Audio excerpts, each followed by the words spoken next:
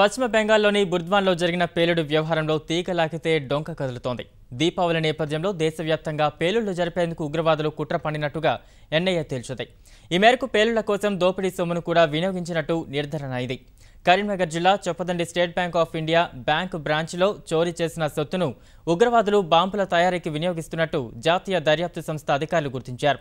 ఈ మేరకు బాంబులు తయారు చేస్తుండగా పేలుడు జరిగిన బుర్ద్వాన్లోని ఘటనా స్థలిలో పాక్షికంగా ధ్వంసమైన ఇంటి నుంచి కరెన్సీ నోట్ల సీళ్లను, చొప్పదండి బ్యాంకు బ్రాంచ్ కాగితపు లేబుళ్లను కూడా అధికారులు స్వాధీనం చేసుకున్నారు.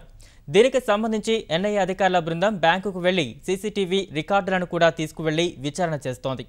ఈ ఏడాది ఫిబ్రవరిలో కరీంనగర్ జిల్లా చొప్పదండి ఎస్బీఐ బ్రాంచ్లో తుపాకీతో సిబ్బందిని బెదిరించి 46 లక్షలను ఆగంతకులు దోపిడీ చేశారు. ఈ దోపిడీ వెనుక అబుల్ ఫైజల్ గ్యాంగ్ ఉందని దర్యాప్తు అధికారులు అనుమానం వ్యక్తం చేస్తున్నారు. ఈ సొమ్మునే ఉగ్రవాద సంస్థ జమాతే అల్ ముజాహిదీన్ వినియోగిస్తున్నట్టు ఎన్ఐఏ తేల్చింది. మరోవైపు ఈ సొమ్ముతో హైదరాబాద్, తిరుపతిలలో మదర్సాల నిర్మాణం కోసం స్థలాలను కొనుగోలు చేసినట్టు కూడా అధికారులు గుర్తించారు. ఇందుకోసం హైదరాబాద్, తిరుపతిలలో పనిచేస్తున్న ఓ ఎన్జీఓ సాయం అందించినట్టుగా తెలుస్తోంది.